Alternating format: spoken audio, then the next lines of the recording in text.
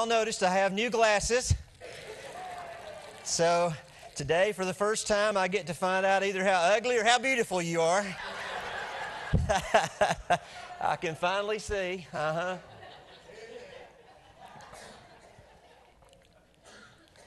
heard a cute little story this week about a pastor's son that saw his dad after service, and he said, Daddy, what's the highest number you ever counted to? His daddy said, I don't know, how about you? And he said, 3,533. And so, the dad was curious, and he said, well, why'd you stop there? And he said, church was over.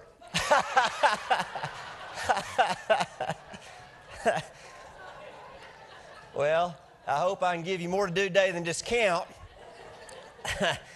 Do you ever have any struggles?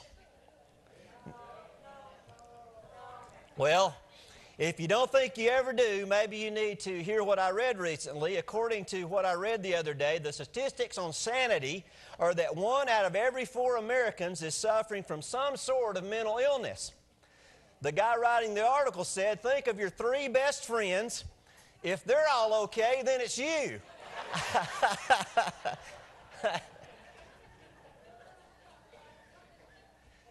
Most people have no problem admitting that they're struggling. In fact, it seems to me that people are struggling all over the place right now.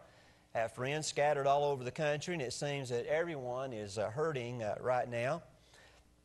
According to a national poll taken by the University of Michigan, only 1 in 5 report they often feel hopeful about the future. In contrast to that, 7 out of 10 reported such feelings just a few years ago.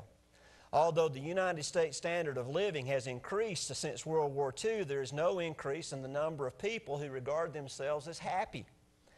A U.S. News and World Report on the subject says, once income provides basic needs, it doesn't correlate to happiness, nor does intelligence, prestige, or sunny weather.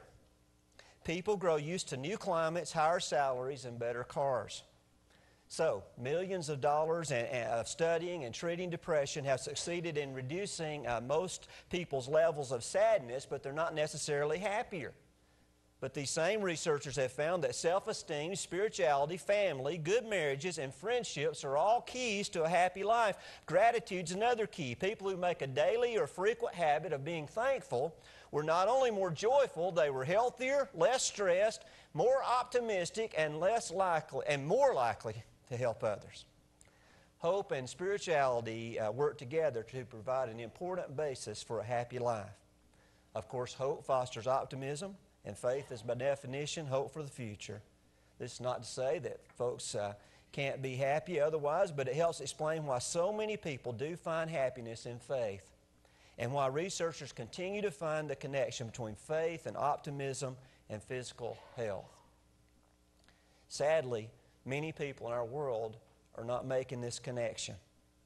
I read just the other day where one guy said, we live in a society that is bought into the lie that stuff will provide happiness.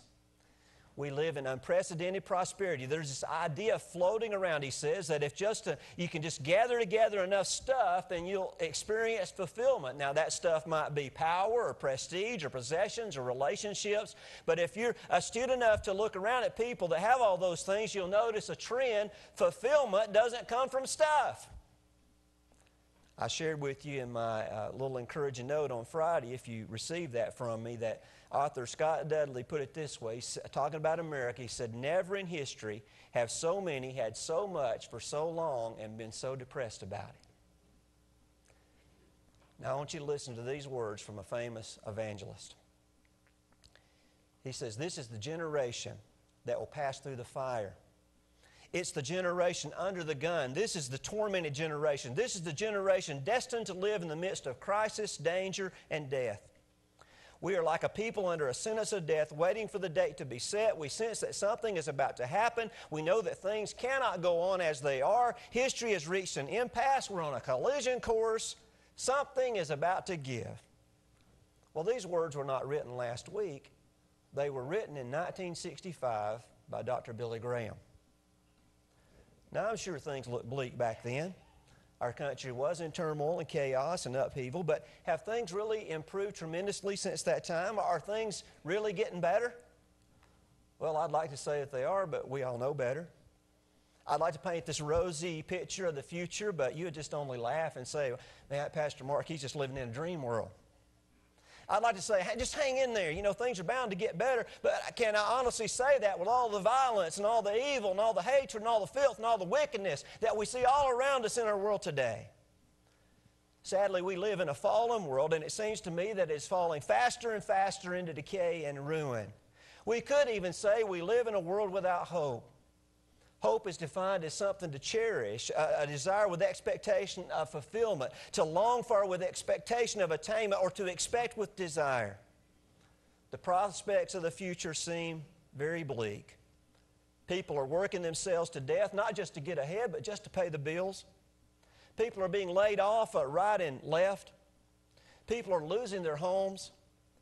It's not a stretch for me to say this morning that we are living in a world without hope, but we should not be surprised because the Bible tells us that this is all going to happen.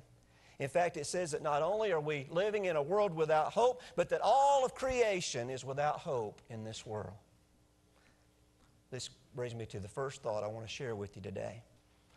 A world without God is a world without hope. A world without God is a world without hope. Open your Bibles with me to Romans chapter 8, and I'd like to begin today looking at verse 22. I can actually see everybody's faces today. This is something. I promise this is the first time this has happened since I've been here. I can see the expressions on your face. I don't know if I want to see the expressions on your face. Look at verse 22. It says, we know that the whole creation has been groaning as in the pains of childbirth right up to the present time. Now, I probably won't score any points with the ladies today for bringing up groanings as in the pains of childbirth. But what is it the Bible's talking about here? First of all, this means that a world without God is a world without hope. Ever since the fall back in Genesis chapter 3, all of creation has fallen short of God's intended purpose.